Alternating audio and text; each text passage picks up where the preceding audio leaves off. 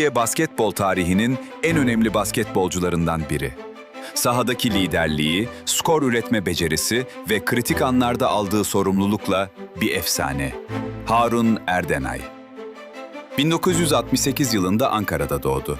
Basketbola genç yaşta başladı ve kısa sürede özel şut tekniğiyle dikkat çekti. Profesyonel kariyerinde İTÜ Paşabahçe, Fenerbahçe ve özellikle Ülkerspor forması giydi.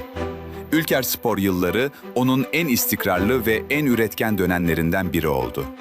FIBA kulüp verilerine göre EuroLeague seviyesinde zirve döneminde maç başına ortalama 20 sayıya yaklaşan performanslar sergiledi. Özellikle 1998-99 sezonunda 20.1 sayı ortalamasıyla EuroLeague'in en skorer isimleri arasında yer aldı. Toplam EuroLeague kariyerinde yaklaşık 38 maç ve çift haneli skor ortalamasıyla Avrupa seviyesinde elit basketbolcular arasında yer aldı. Türkiye Ligi kariyerinde ise 20 yıla yaklaşan istikrarıyla 6.000'in üzerinde sayı üretti. Milli takımda ise Türkiye A-Mil takım formasını 190 kez giydi.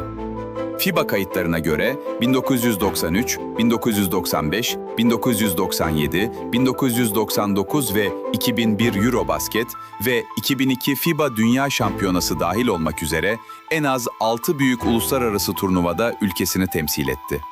2001 Eurobasket'te Türkiye'nin tarihi gümüş madalya yolculuğunda o kadronun önemli parçalarından biri oldu. Basketbolculuk kariyerinin ardından da oyunun içinde kalmaya devam etti. Türkiye Basketbol Federasyonu'nda üst düzey görevler üstlenerek Türk basketbolunun gelişimine saha dışında da katkı verdi. Bugün ise hem sahadaki efsane kariyeriyle hem de basketbolun yönetim tarafındaki deneyimiyle BizTalks'ta bizimle.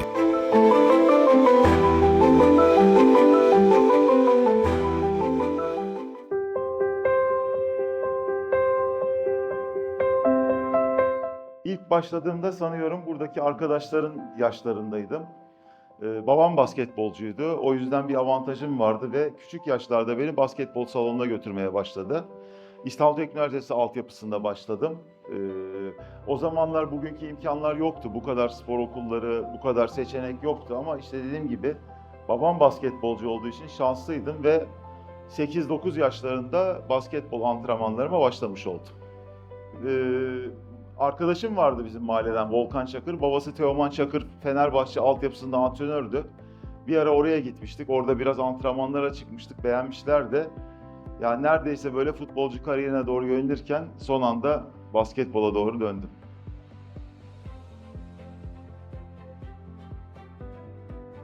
Yani o zamanlarda genelde bütün günümüzü o zamanın gençliği yani 80'li yılların sokakta geçirirdik. Bizim Moda'da otururduk. Saint Joseph Lisesi vardı. Onun lisenin basket potaları vardı çok. Yani bahçesinde hala öyle mi bilmiyorum ama 7, 8, 10 tane basketbol potası olurdu. Biz de telden atlayıp Saint Joseph'e girerdik okul kapandıktan sonra ve hava kararana kadar orada basketbol oynardık. Genelde Moda'nın sokaklarında geçti çocukluğum diyebilirim.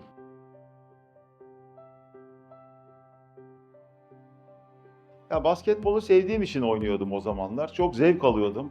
Okulda oynarsam, Saint Joseph'in bahçesinde, mahallede oynarsam, takımda oynarsam her yerde zevk alarak oynuyordum, severek oynuyordum. Hiçbir zaman ben bu işte profesyonel olayım, para kazanayım diye düşünerek bu işe başlamadım. Çok sevdiğim için başladım. Hatta evde, odamda da bir potam vardı.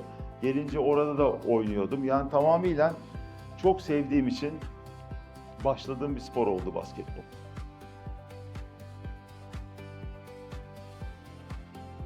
Yani vardı, her sporcunun vardır. Çok fazla açıklamazdım ama ben de tam böyle sahaya çıkarsınız ya zaten parke şey yapar 3 kere parkeye mutlaka elimi vururdum bir sakatlık bir şey başımıza gelmesin diye öyle çıkardım sahaya. Tabii şimdi buradaki ön sıra hariç arka sıralar için çok uzak jenerasyonlarız. Onlar daha yeni jenerasyon basketbolcuları tanıyorlardır. Biz sonuçta 90'larda, 2000'lerin işte başında oynayan bir oyuncuydum kariyerimde. Pegasus lakabı da o zamanlar rahmetli İsmet Badem, nur içinde yatsın, önemli bir gazeteci ve spor yorumcularından biriydi ve sırf bana değil birçok oyuncuya lakap takmaya başlamıştı. Pegasus taktı. Ben biraz şaşırmıştım. Ya İsmet abi nereden çıktı falan dedim. Bu sen merak etme çok oturacak dedi. Hakikaten de herhalde oyun tarzımdan dolayı ve Pegasus Harun olarak o günden sonra anılmaya başladım.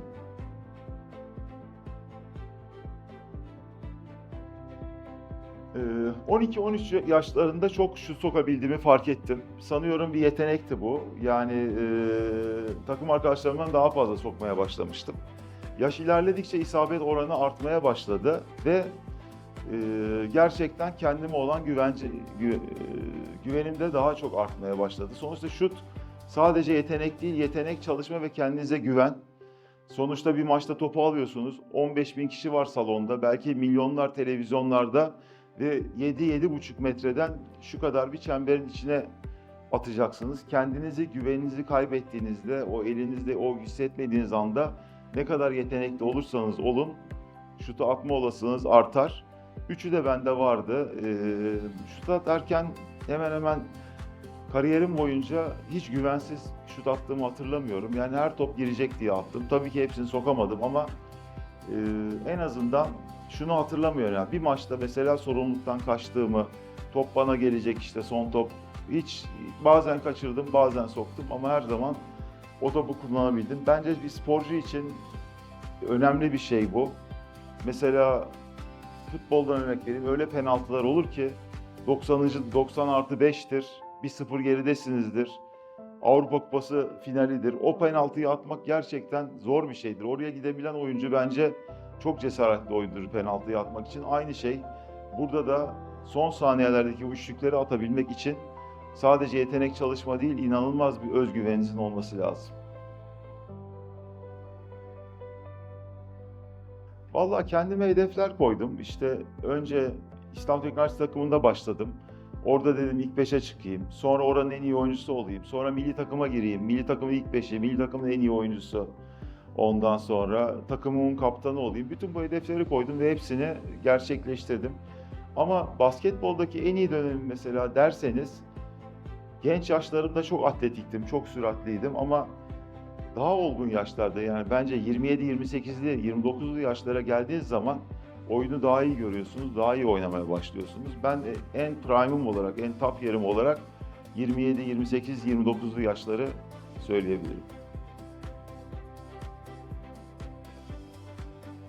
İlk milli takım formasını, A milli takım formasını 18 yaşında giydim. Geldiğim zaman Erman abi, Efe abi gibi çok Türkiye'nin büyük yıldızları, çok abilerimiz vardı takımda. Onlarla başladık. Ve 18 yaşından 15 sene, 33 yaşına kadar aralıksız bütün turnuvalarda A milli takım formasını 191 kez giydim. Bu benim için büyük şeref ve onurdu. Ülkemi bu kadar turnuvada temsil edebilmek. Biraz önce videoda da söyledi. A milli takım maçlarında her zaman başka duygular içinde çıktık. Sonuçta profesyonel takımınızda bir para kazanıyorsunuz. Yani sonuçta işiniz haline geliyor. Ne kadar basketbolu ben severek oynasam da arkada size kontratlar yüzünden paralar veriyorlar. Fakat milli takım apayrı. Oraya geldiğiniz için, ülkeniz için, bayrağınız için mücadele ediyorsunuz. Sonuçta biliyorsunuz ki mesela kulüp takımındasınız. Diyelim Fenerbahçe'de oynadım sene. Belki Galatasaraylılar, Beşiktaşlılar nefret ediyorlar. Şey yapıyorlar, sövüyorlar. Fakat milli takım formanızı giydiğiniz anda, o sahaya çıktığınız anda 80 milyon sizin arkanızda 80 milyon televizyona bağlanıyor veya salonda olanlar. Bu sizin için çok ayrı bir duygu. Orada ülkeyi temsil ediyorsunuz ve kazandığınız bir ücret olmamasına rağmen bugün işte milyonlarca dolar kazanan NBA oyuncuları bile gelip ülkelerini yazın ki Avrupa Şampiyonası turnuvalarda temsil ediyorlar. O yüzden orada oynadığımız maçlardaki heyecan ve duyguyu hiçbir yerde yaşayamıyoruz. Şöyle yani biz çok ciddi turnuvalar oynadık. 2001'de Avrupa Şampiyonası'nda çok büyük beklentilerle başladık ve kötü başladık turnuvayı. Fakat sonra Hırvatistan'ı Almanya'ya yenerek finale çıktık ve inanın Ataköy'de otelimiz Adli Pekçi'ye geliyoruz. Yollarda binlerce insan bizi alkışlarla, bayraklarla maçlara uğurluyordu. Resmen bu bizim için bir doping etkisi yapıyordu ve bütün takım galibiyet için, ülke için kenetleniyordu. tarifesi yaşanılmaz bir duygu yaşadık o turnuvada. Tabii ki ya milli maç, hatta tüyleriniz diken diken olur, hafif gözyaşlarınız bile gelebilir. Çok büyük coşkuyla okursunuz ülkenizin milli marşını, değişik duygular içinde ve ondan sonra bir an önce o maça çıkıp o marşın, milli marşın galibiyetle hakkını vermek istersiniz. Gerçekten bir de tabii biz herhalde daha da çok milliyetçi bir Türkler olarak çok milliyetçiyiz ve benim milli maçlarda hafif ağladığım bile olurdu, yani duygulandığım bile olurdu.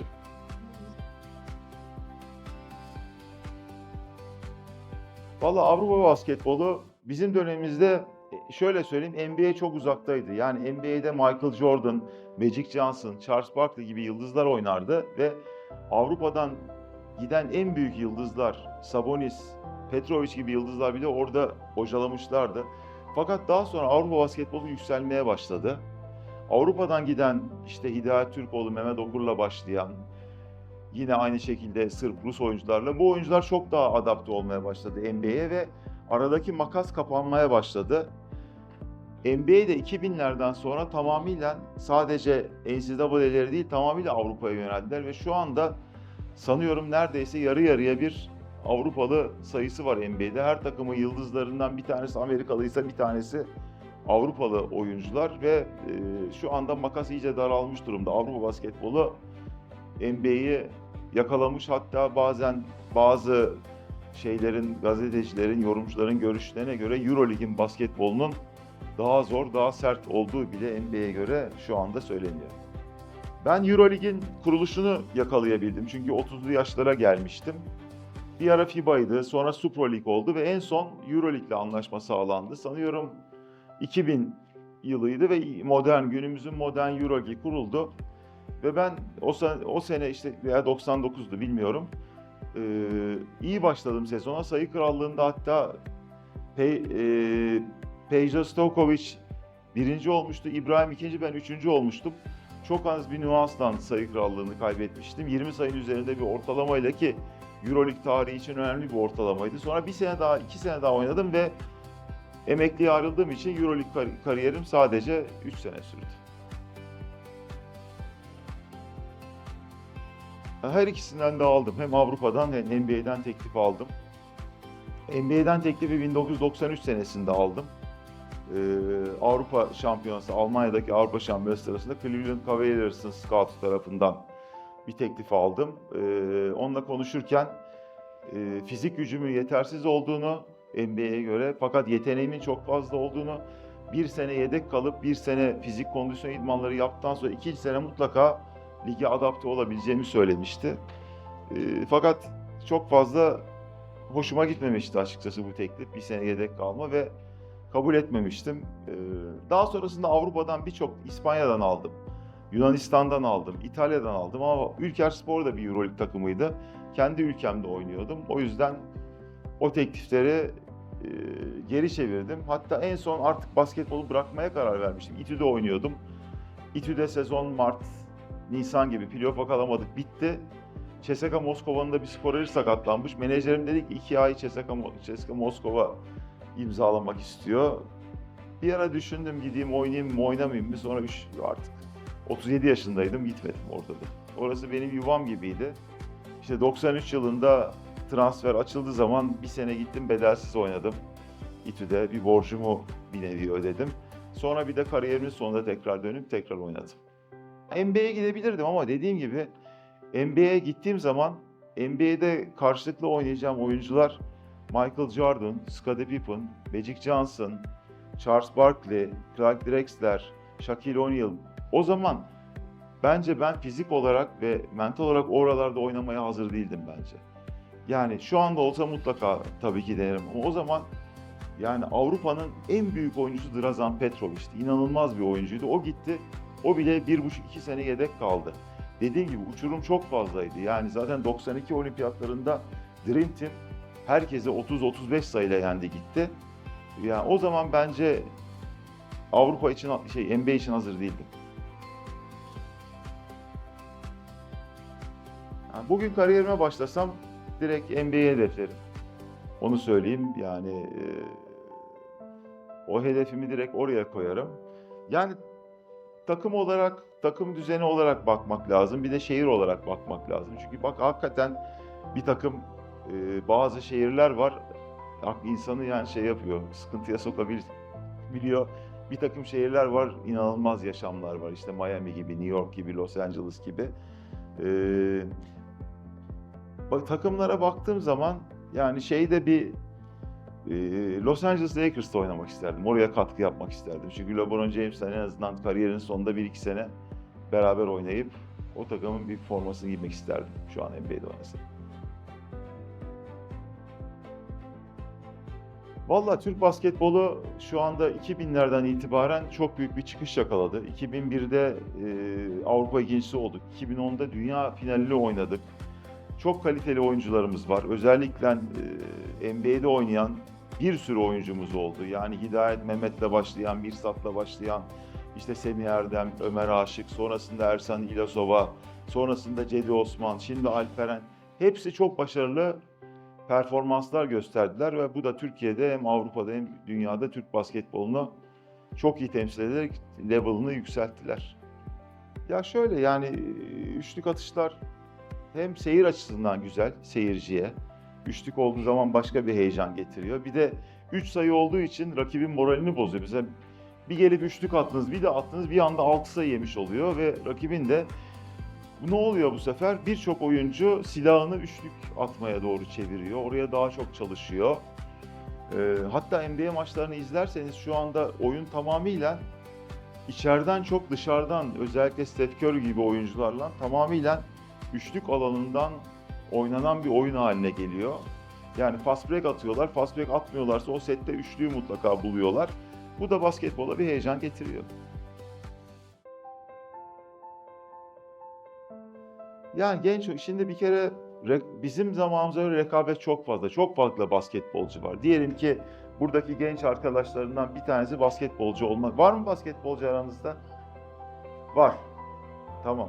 Mesela yetişecek ama önünde çok uzun bir yol var ve çok rakipleri var artık. Slovenya'da, Hırvatistan'da, Yugoslavya'da, Rusya'da, Litvanya'da her yerde basketbolcu yetişiyor ve herkes Euroligi ve NBA'yi hedefliyor. Yani yarışma çok fazla. Genç oyuncuların çok daha fazla çalışması ve tamamıyla kendilerine dedicate yani oraya adamaları gerekiyor o yola kararlı bir şekilde. Şimdi Başkanımız Hidayet Türkoğlu gerçekten bir ilke imza attı ve inanılmaz bir tesis.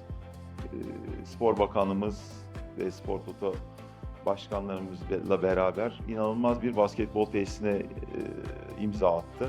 Türksel Basketbol Gelişim Merkezi, bilmiyorum gezenleriniz, gelenleriniz var mı?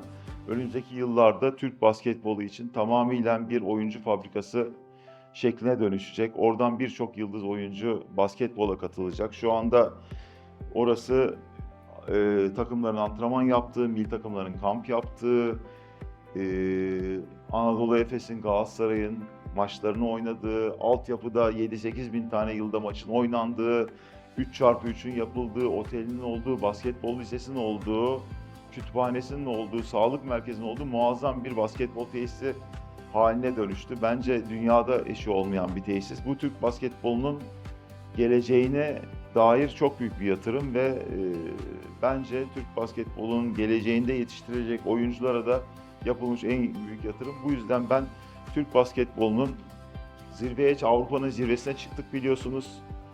Geçen şampiyonada Letonya'da Almanya finali son saniyede kaybettik fakat gümüş madalyada kaldık. Fakat bence bu madalyalar önümüzdeki yıllarda devam edecek 12 dev adam tarafından.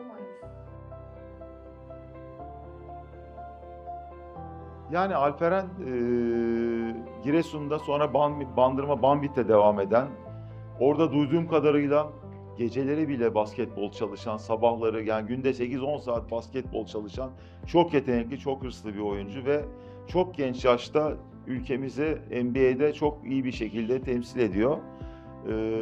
Bence Alperen performansını yükselterek NBA'de bizi temsil etmeye devam edecek. Milli takımımızın da en önemli oyuncularından bir tanesi. bu kariyerin ben daha da yükselecek, devam edeceğine inanıyorum.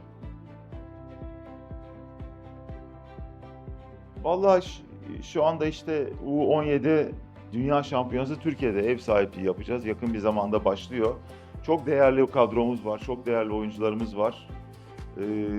O turnuvalar genelde geleceğin yıldızlarını gösteriyor. Biz de hep beraber seyredeceğiz. Bizim basketbolcularımızın içinde de gelecekte yıldız olabilecek basketbolcular var. Var. Yani pivot var Salih mesela.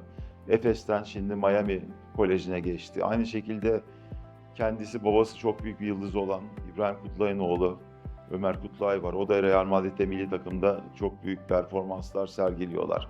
Aynı şekilde en son genç Ali Bey, burada yönetim kurulu üyemiz, Anadolu Efes'in BGL'de şampiyon oldu. Orada 2-3 tane oyuncu var. Çok dikkatimi çekti. Onlar var. Yani böyle 6-7 tane isim, ileride Türk milli takımını taşıyacak isimler var. Tabii bizim dönemimize göre eğitim sistemi de değişti. Ben Boğaziçi Üniversitesi'nde 1986 girişliyim. Yani yaklaşık kaç sene? 40 sene mi olmuş? 40 sene. O yüzden eğitim sistemi çok farklılaştı artık. Bence biraz daha bizim dönemimize göre kolaylaştı eğitim sistemi. Biraz daha öğrencilerin daha çok ezbere, daha çok öğrenime olan, işte sınıfta kalma yok falan. O yüzden bence şu anda en azından lise hayatlarını bitirene kadar spor hayatlarıyla beraber bunu yönetebilirler. Üniversite hayatlarına devam edecekleri zaman şu anda bir takım profesyonel oyuncuların ben üniversiteler okuduğunu görüyorum. Tamam, belki derslere full katılım yapamıyorlar ama onlar da üniversitelerini basketbol takımlarında temsil ederek orada temsil ediyorlar. Yani illa yürümez diye bir şey yok ama bizim zamanımızda ben yürütememiştim. Çünkü çok fazla hem milli takım hem kulüp takımlarının Avrupa seyahatleri, kampları devam sorununu yaşadım. Çok sıkı devam sorunu yaşayınca üniversiteyi bırakmak zorunda kaldım. Okul hayatım boyunca basketbol oynadım. Basketbolu çok sevdim. Ama bir kariyerim olsun diye oynamadım hiçbir zaman. O yüzden derslerime de önem verdim belli bir yaşa kadar. Daha sonra çok iyi oynadığımı fark ettim. Ve profesyonel hayatımda iyi paralar kazanmaya başladım. Ama o paraları kazanmasaydım yine o basketbol kariyerime devam ederdim. Her zaman takım arkadaşlarıma karşı pozitif ve antrenörüme karşı pozitif bir oyuncu oldum. Yapıcı bir oyuncu oldum, toparlayıcı bir oyuncu oldum. Kritik anlarda sorumluluğu almaktan hiçbir zaman kaçınmadım. Zaten genelde her oynadığım takımda takımın skor yükünü çeken yıldız pozisyonunda bir oyuncu oldum. Hiçbir zaman yedek kalmadım. Yedek kalmak nasıl bir şey onu bilmiyorum. Evet, hiçbir zaman yedek kalmadım. Onun dışında söyleyebileceğim yöneticilik kariyerim oldu. Yöneticilik kariyerinde de yine bir anda en tapa çıkmadım. İşte önce milli takım menajerliği, federasyonda yönetim kurulu üyeliği, federasyonun çeşitli yerlerinde görevlilik ve daha sonrasında başkanlık görevlerinde bulundum. Orayı da yani sindire sindire yaklaşık 10 sene içinde ilerledim. Yönetici kariyerimin de iyi geçtiğini düşünüyorum.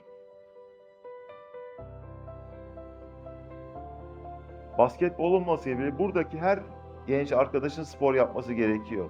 Spor sadece sizin ileride profesyonel olmanız için değil, şu anda fizik yapınızın gelişmesi için, sağlığınız için, takım arkadaşlarla olan ilişkileriniz için bunları ileride kullanacaksınız. Yani sporu kesinlikle bırakmayın. Profesyonel arkadaşlara tavsiyem, antrenmanlarınıza mutlaka takımlarınız var ama ekstra antrenmanlarınıza zaman ayırın. Dediğim gibi rekabet çok fazla. Ne kadar antrenman yaparsanız o kadar iyi olursunuz. Belki biraz özel hayatınızdan fedakarlık yapacaksınız. İşte şu anda benim oğlum da oyuncu. 14 yaşında. Okullar bitiyor fakat tatile göndermiyorum. Sabah akşam çift idman olarak antrenmanları başlıyor yazın hemen. Bu fedakarlığı gösterirseniz mutlaka ileride sporcu olarak iyi konumlara gelirsiniz. Basketbolda belki başka anılar geliştirirsiniz. Özel hayattan fedakarlık derken şunu demek istiyorum ben. Mesela gidiyorsun eve PlayStation oynuyorsun 3 saat. Oradan çıkıyorsun arkadaşlarına gidiyorsun, sinemaya gidiyorsun. Bütün günü öyle geçiriyorsun. Orada mesela belki PlayStation'ı 3 saat değil 1 saat oynayacaksın ama o 2 saatine basketbol antrenmanına ayıracaksın. Böylelikle kendi anılarını da kaybetmeyeceksin. Şöyle, babamla oynamam biraz yaş fark, yani babam LeBron şimdi 40'lı yaşlara kadar oynadı. Babam 34 yaşında bıraktı. Babam da 40'lı yaşlara kadar oynasaydı babamla oynama şansım olurdu. Ama o zaman mesela babamın takım arkadaşı vardı, eski pivot Zeki Tosun. O 42 yaşına kadar oynadığı için babamın takım arkadaşıyla oynamış oldum ama babamla oynayamadım. Oynamayı isterdim açıkçası. Değişik bir deneyim olurdu benim için. Ama benim oğlum şu anda 14 yaşında. Ben zaten 58 yaşındayım. Öyle bir şansımız artık hiç kalmadı. Ancak işte gidip birebir oynayabiliriz. Ama oğlum 3. kuşak olacak olursa Türkiye'de. Çünkü babam da hem milli takımda uzun yıllar oynadı, kulüp takımında. Ben de. Oğlum da başarıyı elde ederse 3 kuşak, bence daha önce 3 kuşak bu başarıyı elde etmiş basketbol ailesi yok. Belki bir ilk olacağız. İlk babam beni 6 yaşında götürdü salona. O zaman tabii çok bir şey anlamıyordum ama 8 ile 9'lu yaşlarda artık basketbolcu olmaya karar verdim. Çok küçük yaşlarda yani.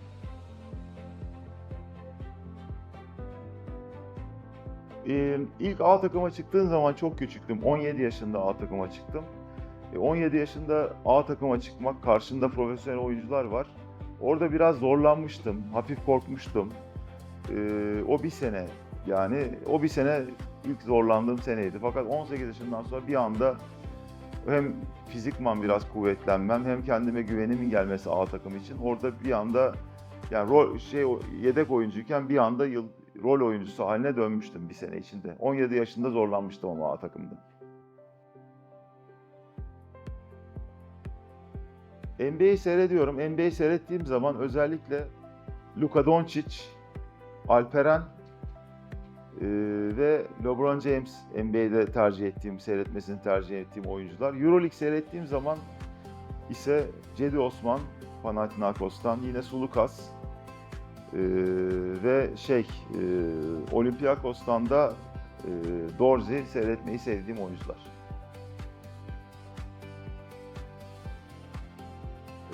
Her zaman köpeklerim oldu çocukluğumdan beri. Onları parka veya ormana götürüp onlarla oynamak, ormanda, parkta onları dolaştırmak en büyük hobimdi. Bir de süratli araba kullanmak da hobilerimden biriydi.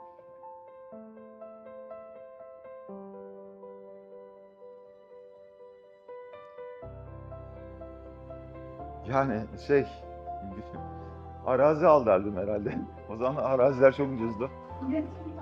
Yatırım tavsiyesi verirdim. Harun derdim, 20 yaşına gelince arazi almaya başlarım İstanbul'da. Çünkü hakikaten çocuklar, yani bugün işte geçenlerde bir arkadaşım, ismini vermeyeceğim, 80'ler yıllarında aldığı 7-8 bin dolarlık bir araziyi 12 milyon dolara sattı bugün.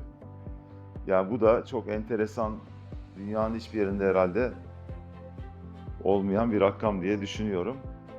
Onu kendime o tavsiyeyi verirdim. Birçok unutulmaz basketim var ama Barcelona playoff maçında Barcelona ile oynuyorduk Abdi İpekçi'de. 4 saniye kala top bana geldi. 2 dribling atarak üçlüyü attım ve kazandık. O basketi unutamam.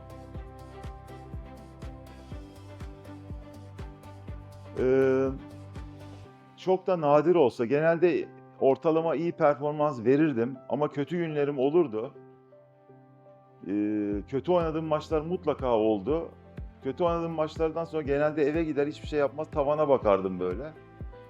Ve sıkıntılı bir gece geçirirdim ama ertesi sabah uyandığım zaman unutup tekrar hayatıma başlardım.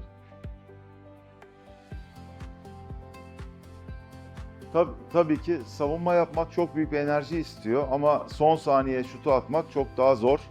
Bütün takımın kaderi sizin elinizde oluyor.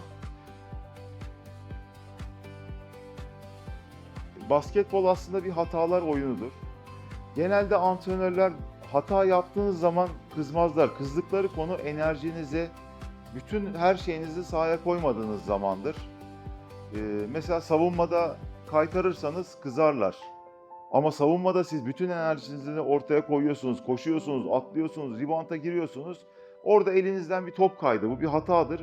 Bunun için kızacaklarını size düşünmüyorum.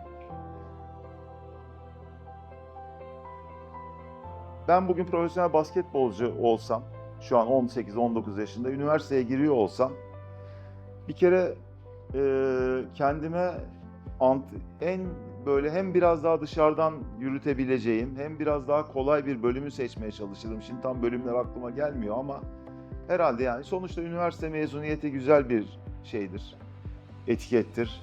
Bir üniversiteyi okumak, bitirebilmek insanın kariyeri için güzel bir şey. Ama dediğim gibi profesyonel oyuncuysam hiç bitiremeyeceğimi, benim Boğaziçi'nde yaptığım hatayı yapmam, bitiremeyeceğim bölüme girmektense biraz daha derslerin devam edip de o devamın çok sorun olmayacağı, biraz daha derslerin yumuşak olduğu bir bölüm seçerim. En iyi oynadığım takım Fenerbahçe takımıydı. Çünkü çok önemli Türk oyunculara sahipti ve 2 Amerikalıya. İşte şimdi isimlerini çok bilmezsiniz.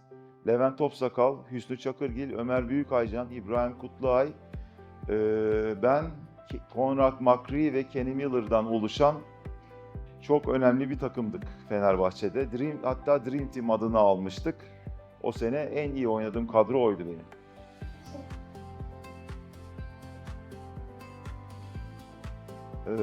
Kesinlikle seçerdim. Çünkü bence sporcuların yaptıkları artık meslek şeklinde bir kere seviyorsunuz. Bir heyecan var, terinizi akıtıyorsunuz. Ekstra spor salonunuza gitmenize gerek yok. Fitness'e zaten spor yapıyorsunuz.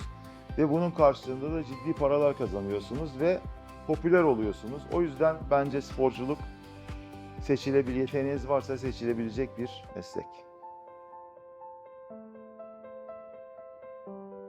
Çocuklar, şimdi hepiniz, benim de çocuklarım var 3 tane. Kariyerleriniz artık lise bittikten sonra biraz yavaş yavaş kariyerlerinize yöneliyorsunuz. Dediğim gibi önce sporu yapın. Yani herkesin illa bir Alperen Şengün olmasına gerek yok ama sporun içinde kalmanız önümüzdeki yaşamınızda size bir güven verecektir. O takımdaki ilişkiler sizi geleceğe hazırlayacaktır. O yüzden yapabildiğiniz kadar sporu yapın. Bakın, ondan sonra profesyonel devam edebiliyorsanız edin. Edemiyorsanız mutlaka size uygun, pişman olmayacağınız, size ileride mutlu edecek bir üniversitede bölümünüzü seçeceksiniz. Sonuçta kariyerinize üniversite olarak devam edeceksiniz ve oraya zevk alarak gidin. Yani sonuçta bugün bana deseler 20 yaşında olacaksın ve üniversite okuyacaksın, çok mutlu olurum. Ben bugün 20 yaşında olacağım deseler, 100 milyon dolar borcun olacak deseler kabul ederim. Mesela çünkü gençlik apayrı bir şey, bunun değerini bilin ve kullanın. Tabii arkadaşlar, öncelikle bir konuşma yapmak istiyorum. Çünkü bizim de kahramanımızdı o yıllarda. Ben de basketbol oynuyordum. O arsalarda da futbol oynuyordum. Evet. Ayrıca. Tabii biz British School İstanbul olarak öncelikle hedefimiz akademik başarının da yanında iyi insan olmayı başaran birer mutlu dünya vatandaşları yetiştirmek. Bu çok önemli.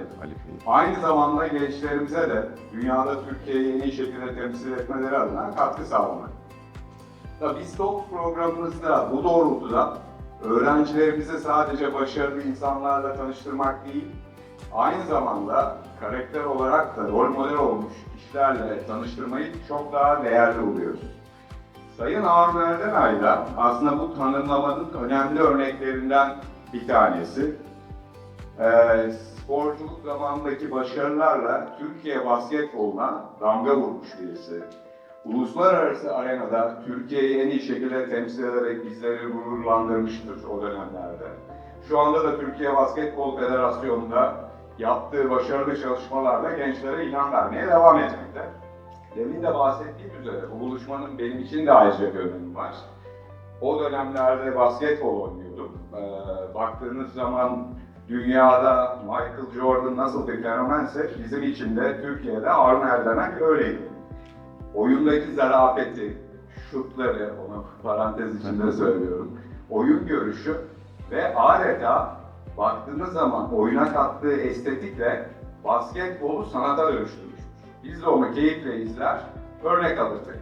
Tabii yıllar sonra onu yakından tanıma ve dost olma imkanına sahip oldum. ve onun özelliğinin nereden geldiğini anladım. Sadece spordaki başarıları değil, aynı zamanda karakteri, kişiliği, değerleri ve insanlığıyla Sağ olun. bunu hak ettiğini net bir şekilde ben de gözlemledim. Bu doğrultuda aslında bugün katılımları için kendisine çok teşekkür ediyorum. Verdiği değerli bilgiler için de çok teşekkür ediyorum. Ama arsa fikrini daha önceden verseydik evet. biz de faydalanırdık. Tekrar başarılarının devamını diliyorum üstad. Sağ olasın. Çok teşekkür ederim. Eyvallah.